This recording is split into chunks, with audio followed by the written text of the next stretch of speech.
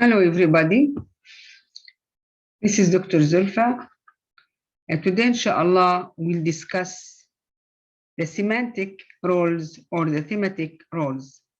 In the previous lecture, we defined the semantics as a science which studies meaning of human languages, human language.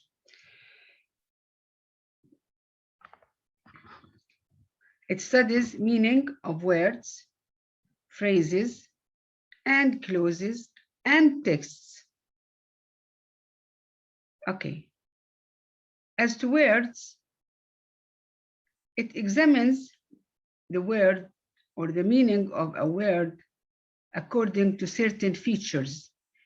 And we said that the main features of words are the following.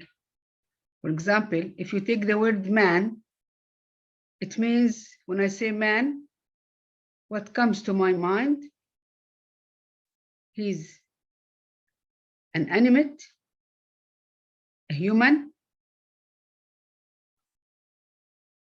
adult, male. These are the four features of a man. When I say a baby, okay, it is a human and animate. I don't know whether male or female, and it's not an adult. Okay. When I say table, for example, is it animate? No. Is it human? No. Is it adult? No. Is it male or female? No. What is the importance of these features in building sentences? What is the importance of these features of words, in building sentences or in building meaningful, logical sentences? Listen to these two sentences. A boy is writing a letter on the table. Is it grammatically, is it a correct sentence? A boy is writing a letter on the table. Grammatically, is it correct? Where is the subject? A boy. Where's the verb? Is writing. Object, a letter on the table, prepositional phrase. It is a complete sentence, grammatically correct. Meaningfully, is it correct? Yes. It communicates a message, a correct message. Okay?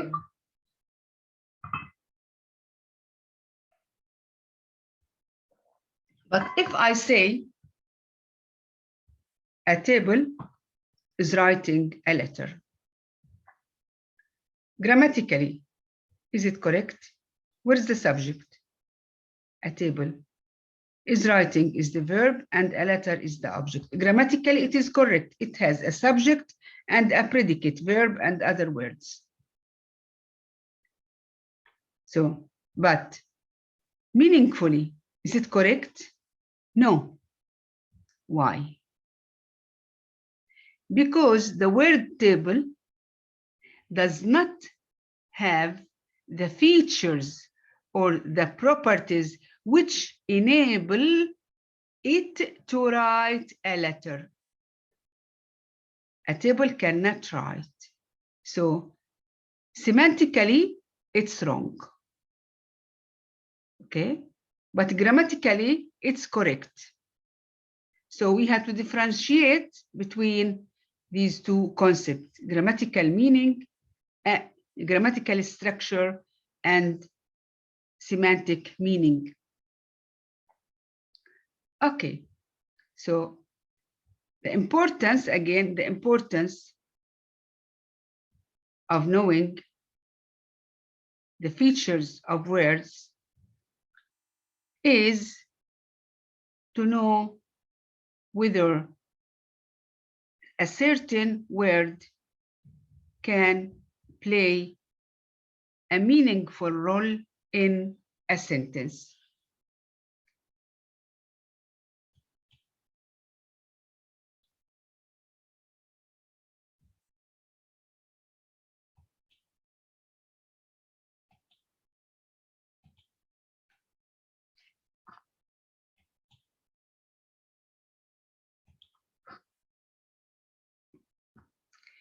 Okay, what is semantics here? What are roles or semantic roles?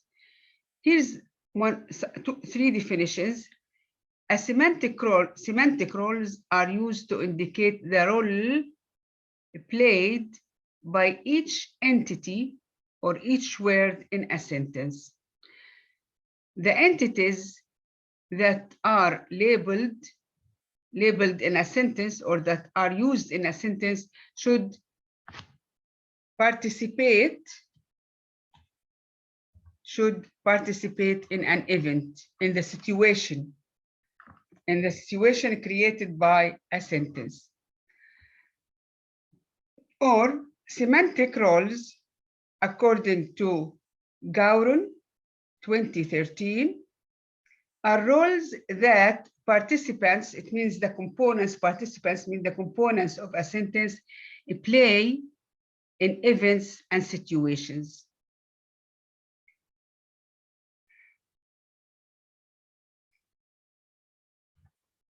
Another definition, a semantic role is the underlying relationship that participant has with the main verb of a sentence. If you think about these three definitions, let's focus on the third one. Semantic role is the underlying relationship that participant has with the main verb.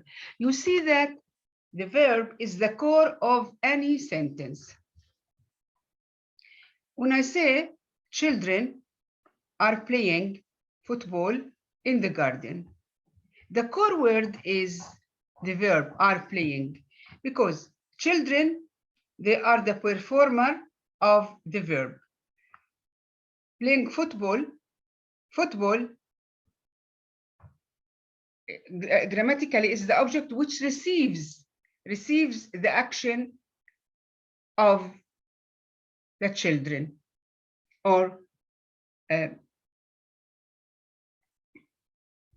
it is affected by the action done by the children. And all the event is done in the garden. So you see, all the action is done in the garden. You see, all words are related to the verbs. So, and the verb or the action of the sentence,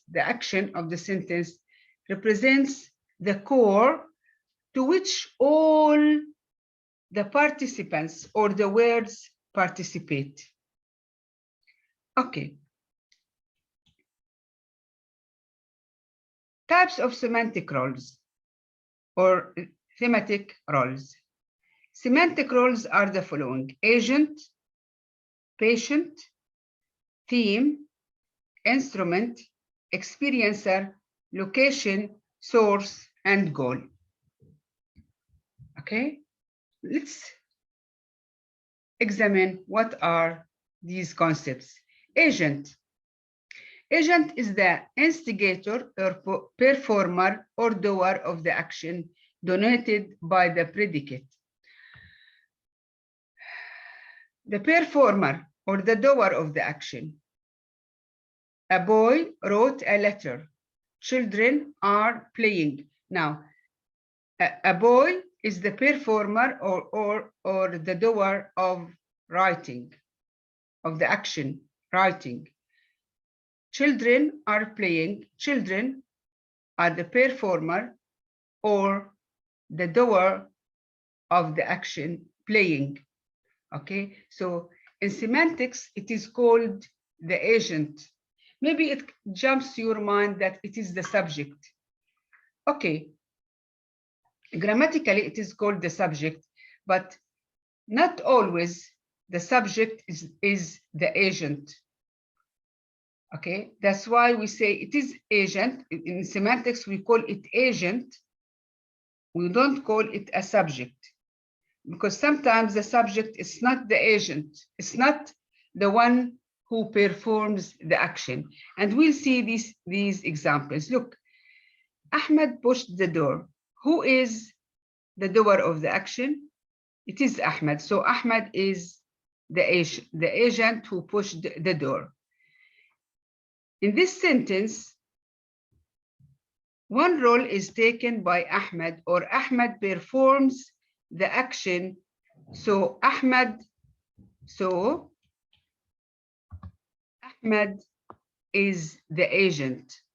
Okay. Look at this sentence.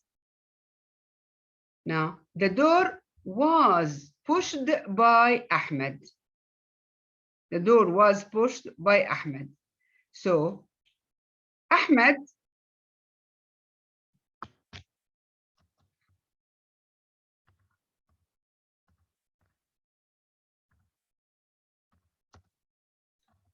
Ahmed is the agent, although it is not the grammatical subject of the sentence. Here it's passive voice. The door was pushed by Ahmed. The grammatical subject is the door. Okay, but the door is not the agent, because the door did not perform or did the action. Still, the one who performed the action is Ahmed, which is followed the preposition by. So still Ahmed is the agent. That's why we don't say about the subject and agent. Not in all situations a subject is the agent. The agent is the one which does or performs the action. Now,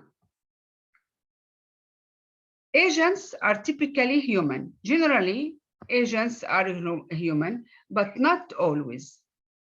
They can be forces, any other forces.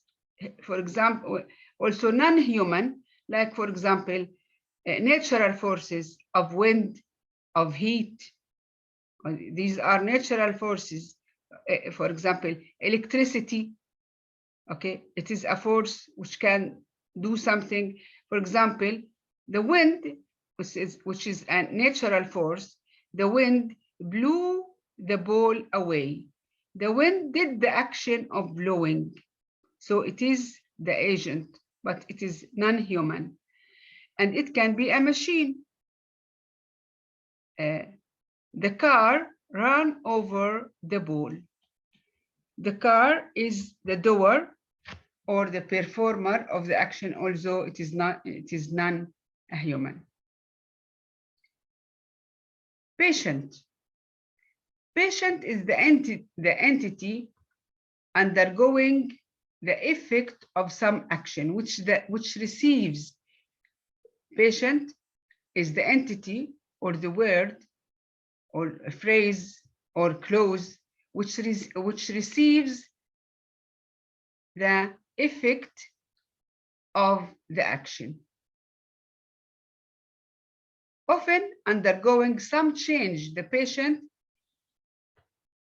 when it is affected by the action, some change happens to the state, to its state. For example, Sue picked flowers or picked the flowers. Now, the patient here is the flowers, which receives the action of picking. Okay. Does the change of does the state of flowers change after picking? Yes. Yes. They have a different state when they are parts of trees, and now they have a new state as picked flowers. When I say, for example, Mom cooked the food, Is there any change in the state of the patient? Mom, mother?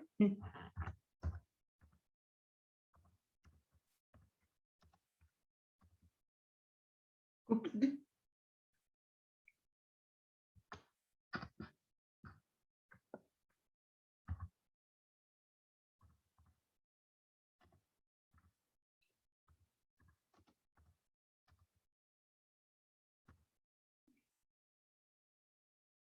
You see, the patient is the food.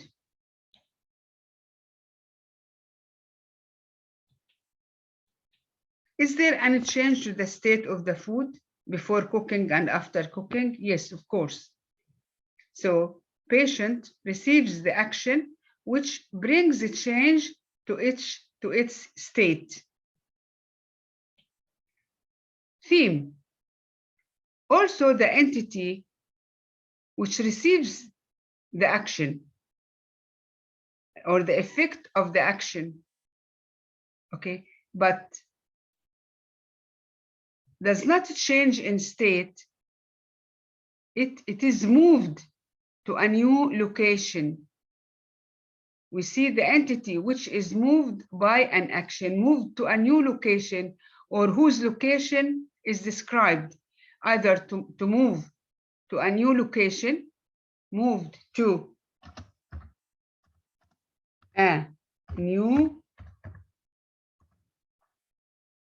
location,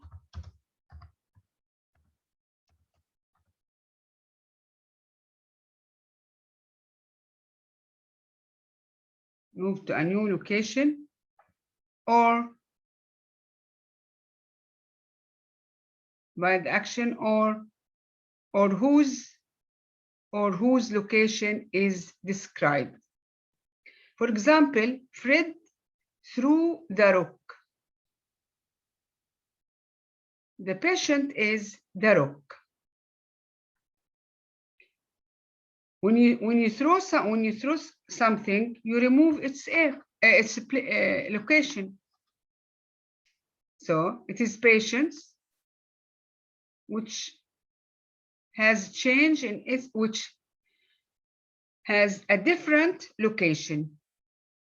The boy kicked the ball towards the hole. The ball is the patient, which has a new location. It is moved towards the hole. The theme can also be an entity that is simply being described. Being described here, for example, the ball is red. The ball is red. Now, so the ball is the theme which is described in color, which has the red color. Sorry. Instrument. Instrument is what you do something with. I write with a pen. I cook with a pan. I clean with a mat, and so on. Instruments, if an agent uses another entity in performing an action, that other entity fills the role of instrument. Anne is writing with a pen. The pen is the instrument. As I told you, I clean with a mat. Mat is the instrument with which I clean.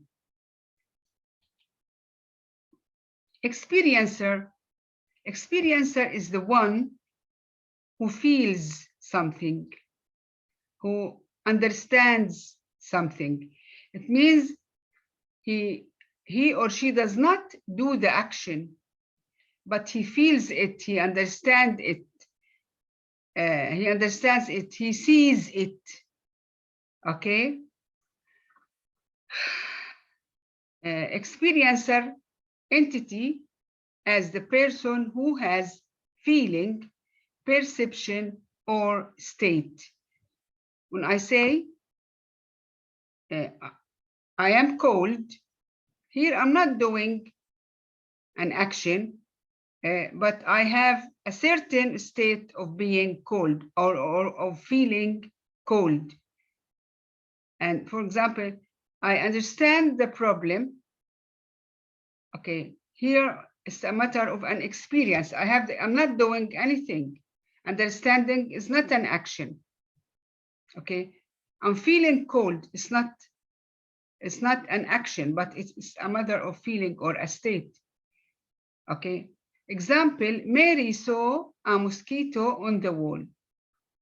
Is she doing an action? No. She has the experience of seeing the mosquito. He feels cold. There is no action, but it is a state of feeling cold. He suffers headache. It's not an action. Okay, so just he has the experience. So the one he, Mary, these are the experiencer of the conceptions or the states here in these sentences. Location. From the word location, you can understand it. Location, where an entity is. When I say the books are on the table is the location of the books. Example, Mary saw a mosquito on the wall. On the wall is the location. Source, where an entity moves from. For example, I see the source of the Nile River is in Uganda. Okay.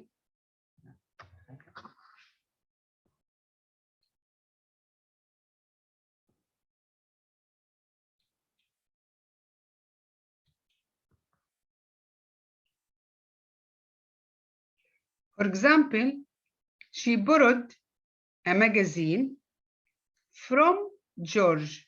So George is the source of the magazine. Okay. Now, the goal where entity moves to. Example, she handed the magazine back to George. So George is the goal. They are going to France. France here is the goal, the direction or the destination where they are going to. Okay, so these are the roles played by words or phrases or clauses in sentences.